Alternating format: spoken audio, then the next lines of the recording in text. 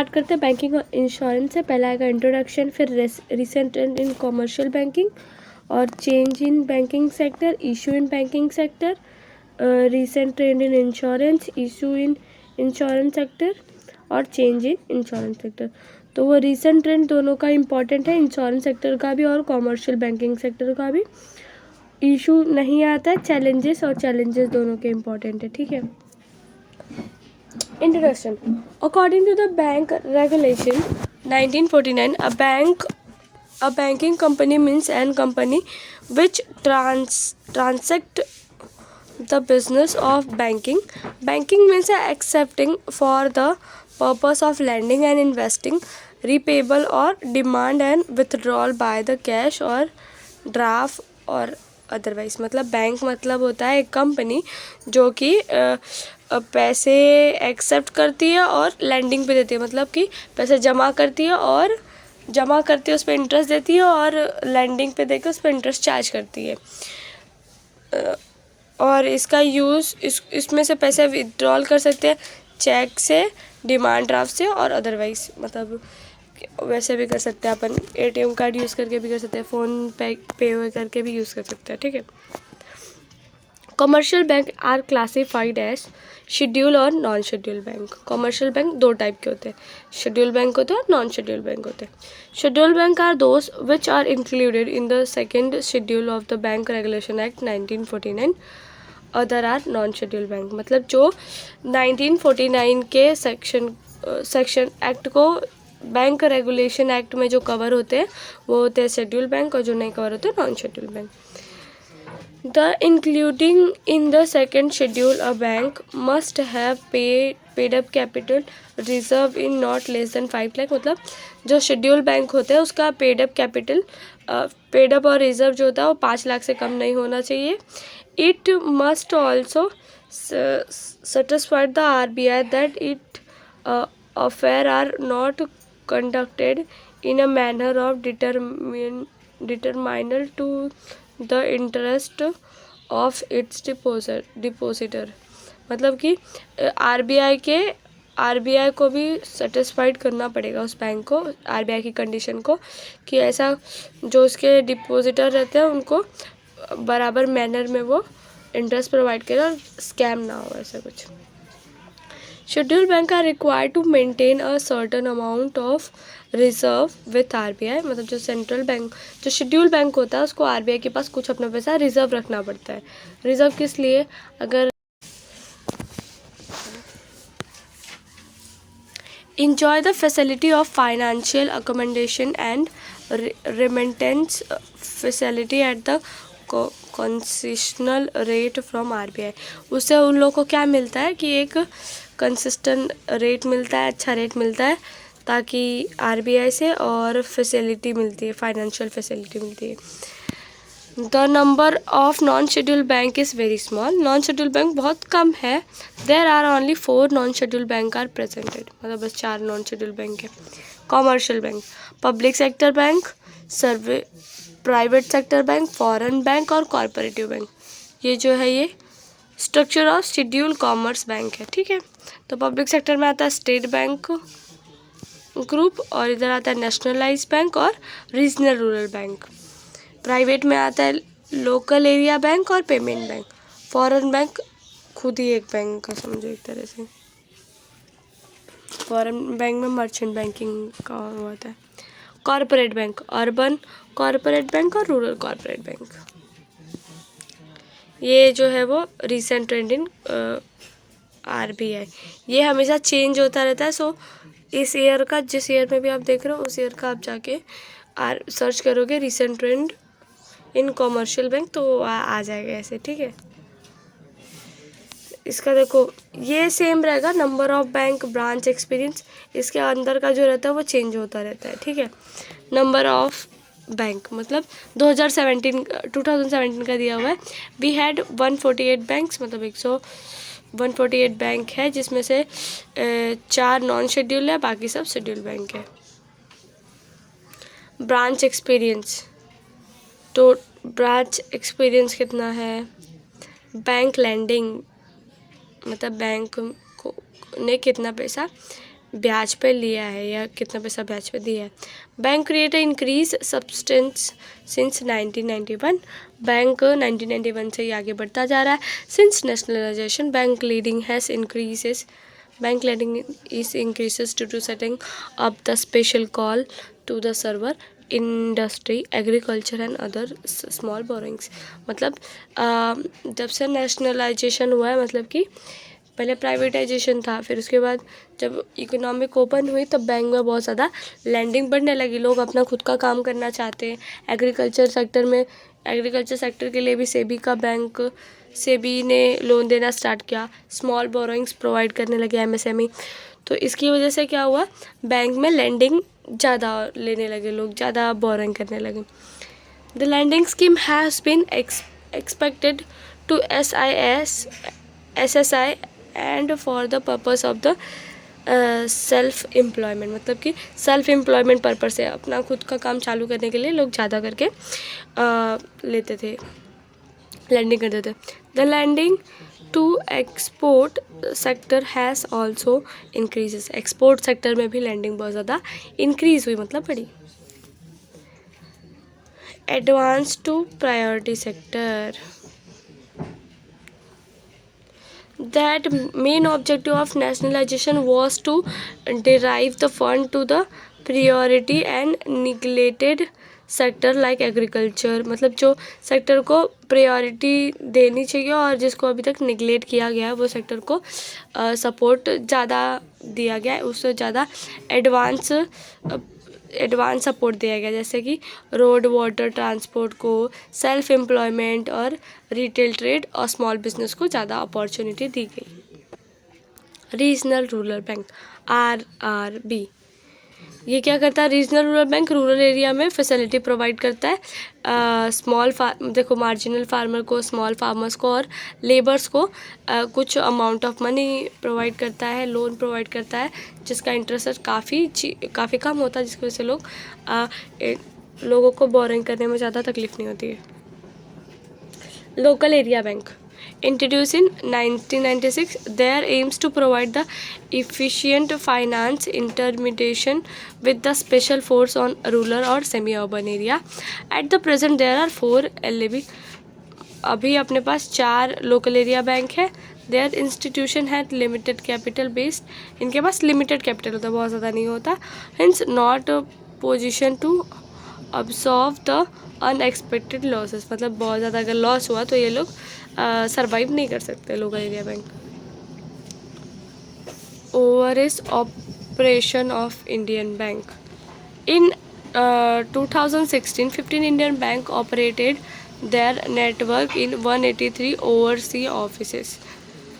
2016 में 15 बैंक ने अपना 183 नेटवर्क चालू किया सी बैंकिंग में, ओवरसी बैंकिंग में। SBI has largest oversee branch network and it follow the bank of Baroda, मतलब कि SBI जो है उसका लार्जेस्ट नेटवर्क है और उसके पीछे जो बड़ौदा है, बैंक ऑफ बड़ौदा।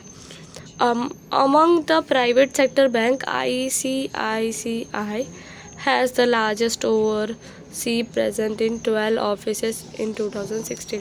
2016 में जो प्राइवेट बैंक ICICI है उसका भी लार्जेस्ट वो देखने को मिला। Payment bank RBI has generated licence in 11 payment banks. RBI ने 11 पेमेंट बैंकों का लाइसेंस जनरेट किया है। Small saving banks, payment service और marginal labour force, low income household, small business, other unorganise sector entities, मतलब इसमें छोटे business, marginal labours आते हैं।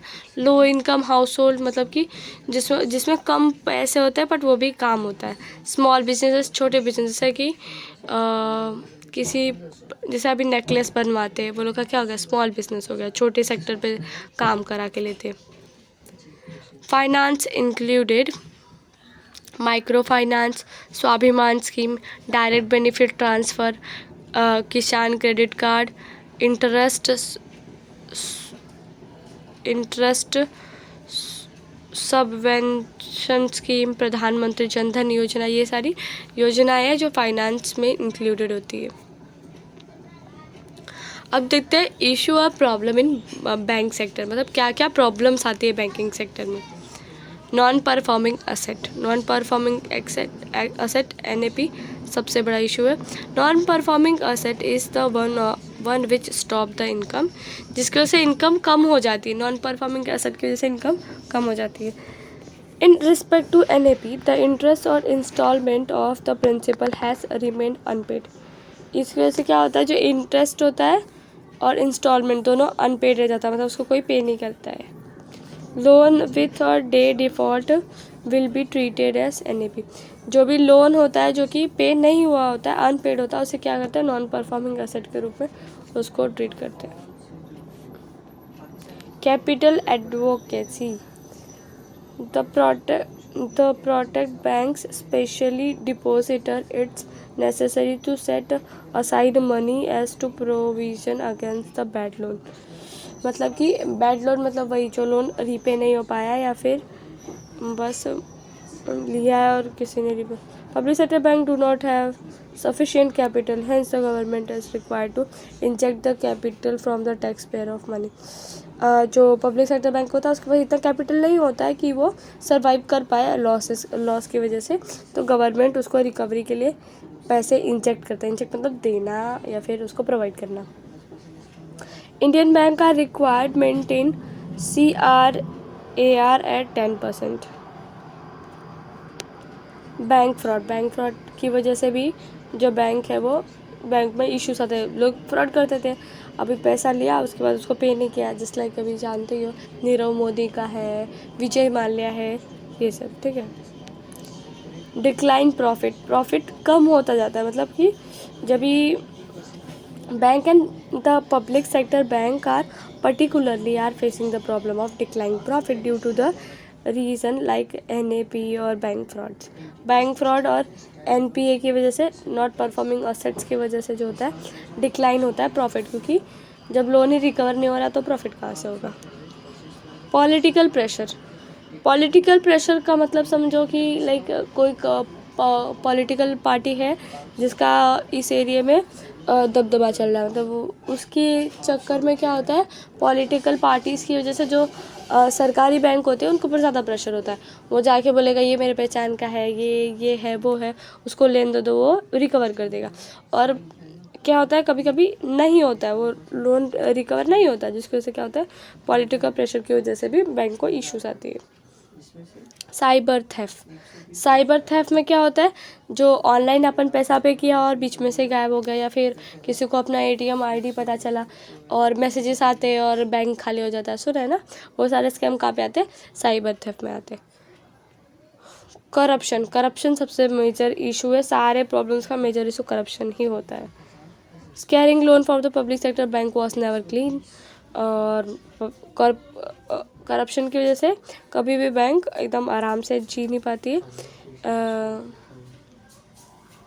जो वहाँ के स्टाफ होते हैं, बैंक के स्टाफ, वो भी उस करप्शन में पार्ट होते हैं। So far no government has been successfully eliminated corruption. इसका ये भी मतलब है कि कोई भी गवर्नमेंट करप्शन बिल्कुल ख़त्म नहीं कर पाई है अभी तक। पुअर सर्विसेज, पब्लिक सेक्टर जो बैंक होता है उसकी सर्विसेज पुअर होती है, अच्छी सर्विसेज नहीं होती है, जिसकी वजह से जो क्लाइंट्स होता है उनको हैरेसमेंट सा फील होता है और तकलीफ होती है, जिसको सो क्या करते हैं वो लोग प्राइवेट सेक्टर में जाके अपना बैंक खुलवा लेते हैं और आराम की ज़िंदगी जीना पसंद करते हैं। Priority sector lending, bank has not yet meet to target of priority sector lending, with the priority sector agriculture still remain neglected। Similarly at the case with the cottage industry। Priority sector मतलब जिस sector को बहुत ज़्यादा अहमियत नहीं मिलती है और बहुत छोटे लेवल पे जो लोग काम करते हैं, जो सेक्टर में काम होता है उसकी बात है।